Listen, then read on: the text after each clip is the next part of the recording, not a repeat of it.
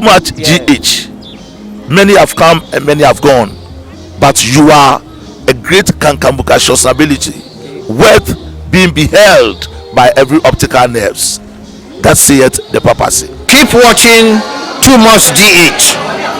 and you'll get the best of entertainment, the best of everything you want. My name is Ohima One. Keep watching Too Much GH. It's the best. Keep watching Too Much GH.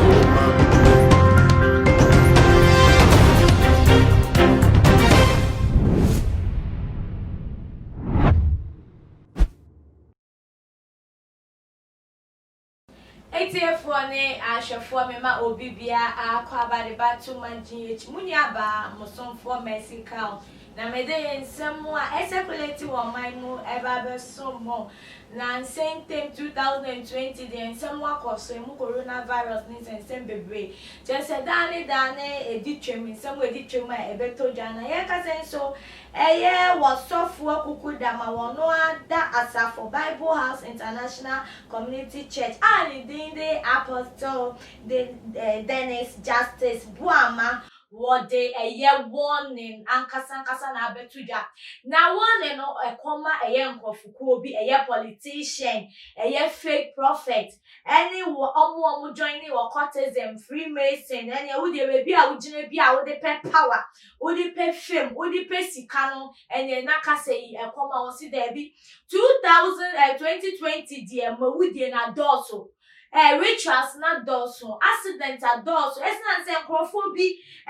power about occultism then na ma occultism kwaso power sika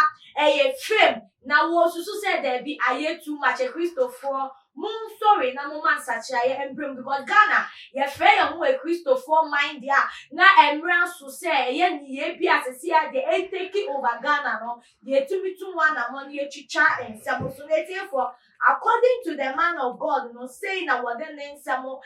to jam 2020 has witnessed so much ritual killings, contract killings, road accidents, and other human sacrifices as a result of the growing obsession for money, fame, and power by some evil politicians, false prophets, and occultism,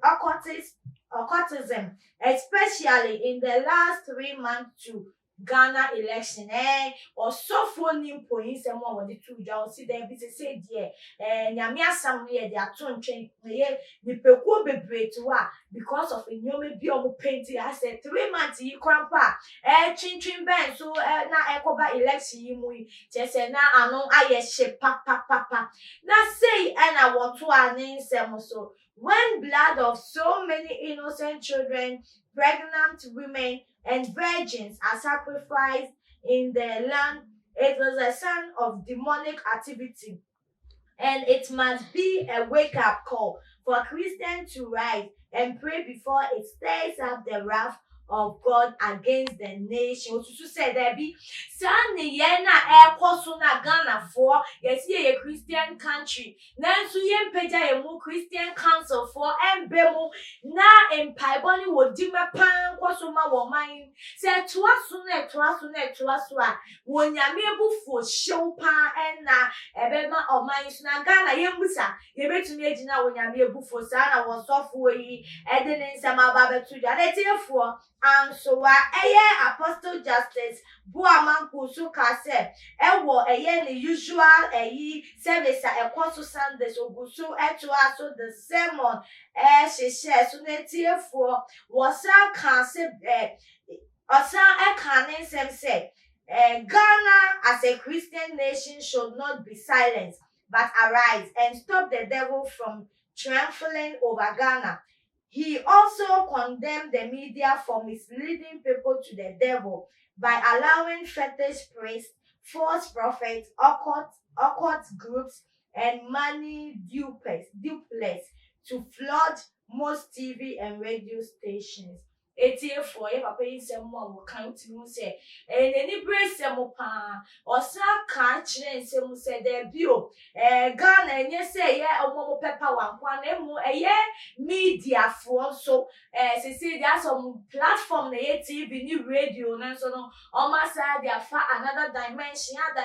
wɔka no ɛnyɛ loto a na ɛyɛ ɔbosom ɔkɔnfo a wɔno ɔyɛ the way odi ne dwumadie ɛne the way amanfo betumi enye sika ɛne the way amanfo betumi abɔ apo na anso wa wɔsese ɔkɔfo nyina po wɔn wɔ platform ɛwɔ media mu a wɔsusu sɛ we dey bonsama kwan pa media for promote na sɛ media for nso ɔmo anhwɛ yie na wɔn enjai ɛyɛ akonya a wɔbɛnya ɛsɛ ɔmo de promote ade papa na emo ɔmo akonya no ɛyɛ sɛ wɔn de ɛyɛ bonsam dwuma ɛne bonsam ne yɛ ɛna ama manipulate dodoɔ na ɛde kɔ wɔ sɛ yɛ mu die a na ɛsɛ ɔmo so sɛ nyame wufuo ne bepie mu bia ɛbɛso obi asenetiefoɔ wohwɛ wɔsɔfoɔ yi nsɛm a wɔde bɛto dwa wɔdi kan na ɛsan sɛ nansan ntem asɔfoɔ na mo nkateɛ baako afra nkateɛ ne nti yehu ɛyɛ nkateɛ papa ne nyina asɛe taste no enti wogidi sɛ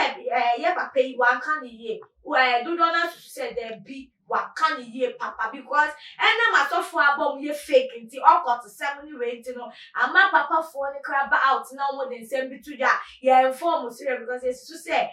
Ghana foɔ asɔfoɔ nyinaa ɛyɛ wɔ cultism anaasɛ ɔmo direct na etiefoɔ mo hwɛ Ghana Christian country sɛ yɛ papa yi kan yɛ na Christian country a then yɛyɛ ne yɛ bɛn ɛna yɛyɛ a ɛkyerɛ sɛ yɛ Christian country wɔahwɛ election kɛkɛ ebi mu di ndua bɔ mo di dware Ghana invoke ɛyɛ demonic powers ɛde ba Ghana etiefoɔ there be Ghana and see it say your mentality. Yeah, papa ya some okay no kure kan ya say mentality a instead of ye beko ye nim dani that was say ye kese pa the virus coronavirus and by next time ya mebu for ye nim ye beba moma yen ensu ade enfri ye message bi a beto ya connect for wa dwen kire ehun be ya won sem ya me de ebetu dwe ye hu jawadwen kire e wo comment section wo efa MIM afi won subscribe ya to sa na mase ne be fidie kase too much ye de bibia to ma won so sa betumi akabi no wetumi aka wo adwen ene de ye muni aba mesika no de jumedie yi ebe so mo aha ina bi ma me kwan na me di mo esida so ne ye be san ehia e ma wure fi se wo be hye na wa like e promote channel.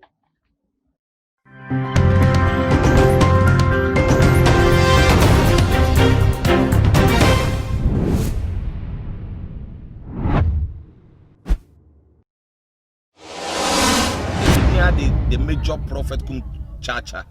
on say me catch was say bomoden na hwe too much GH on say me kan ye nyene bone pa na kase ye pe wo wi ase ya asonden ti na Adam wo hu nyame ye no nyam no wo hu ne ma bi a wo hwehwehwehwe e wo other place ne ade kate won na bomoden na be hwe too much GH be hwe na subscribe bomoden o be hwe pe na wa ye subscribe o subscribe subscribe na subscribe na o subscribe a na wo benya ne ma papa a wo pe ahwe nyame hyira na